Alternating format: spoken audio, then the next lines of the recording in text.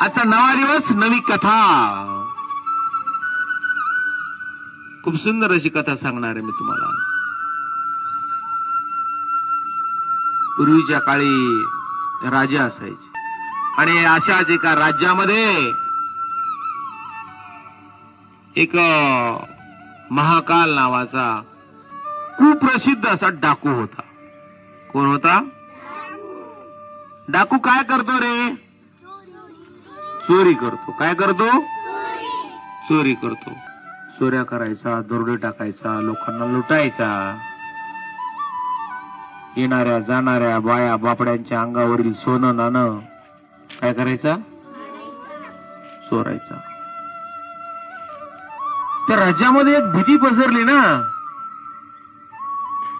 शेवटी ही खबर राजाच्या कानावर गेली आणि मग राजाने आदेश सोडला. कोणाला आदेश सोडला? सैनिकांना. कोणाला सोडला आदेश? सैनिकांना आदेश सोडला. काही करा म्हणे, मला तो महाकाल आजच्या आज जरेबंद करा त्याला. आणि मग सगळं सैनिक त्या महाकालला पकडण्यासाठी निघालं ना. तो महाकाल नावाचा डाकू काय झाला? पकडला. त्याला दरबारामध्ये हजर करण्यात आलं. सगळा दरबार भरलेला होता. राजानं त्याला शिक्षा सुनावली. ज्यावेळेस एखाद्या कैद्याला, एखाद्या आरोपीला फाशी देतात त्यावेळेस त्याला अगोदर त्याची इच्छा विचारतात, तुझी शेवटची इच्छा काय आहे? आणि मग त्यानं माझ्या इतर नातलगांना वगैरे मला भेटायचंय म्हणला. मग त्याचे भाऊ, बहीण, काका, चुलते, आई सगळे त्या ठिकाणी जमा झाले. जमा झाल्यानंतर तो सगळ्यांना कडकडून भेटला आणि शेवटी आई उभा होती. त्यानं आईकडे डुंकून सुद्धा पाहिलं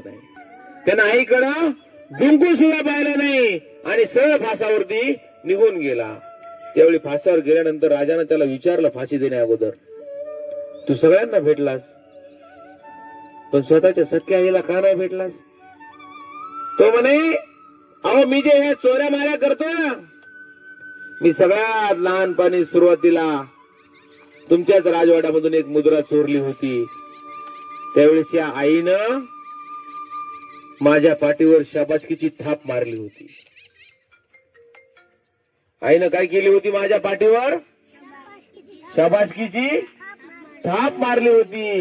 त्याच वेळेस या आईनं जर माझ्या कानशिलामध्ये मारली असती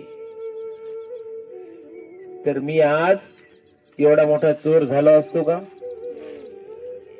ही चोरी करायला मला कोणी प्रोत्साहन दिलं? माझ्या आईनं मला प्रोत्साहन दिलं, म्हणून मी आज चोर घडलो. म्हणून माझ्या आईला भेटण्याची बिलकुल इच्छा नाही. त्या शाबासकी ऐवजी तिने माझ्या थोबाडीत द्यायला पाहिजे होती. मग मी आज चोर झालो असतो का? काय बोध घ्यायचं रे कथेतून?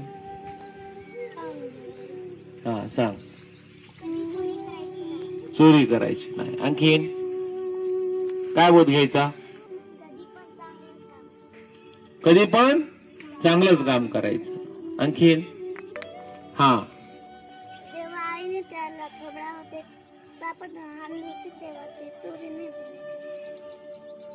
बरोबर आहे. त्याला आईने जर त्यावेळेस शिक्षा दिली असती तर त्यानं चोरी केली असती का? नसते ना केली. म्हणजे आपल्या बालमनावरती संस्कार घडवणारी कोण असते? आपली आई, आपले वडील. म्हणून आपण आपल्या आईनं आपल्याला कधी मारलं ना तर त्याचा कधी राग येऊ द्यायचा नाही. आपल्या आईनं आपल्याला मारलं, आई आपल्या चांगल्यासाठीच मारत असते ना. वडील आपल्या चांगल्यासाठीच मारत असतात की नाही? म्हणून आपण त्याचा राग येऊ द्यायचा का? म्हणजे आपल्या बालमनावरती संस्कार करण्याचं काम हे आपले आई आणि वडील करत असतात. म्हणून आपण म्हणतो ना, आई हा माणसाचा पहिला काय आहे? गुरु आहे. आई या माणसाचा पहिला काय आहे? गुरु आहे.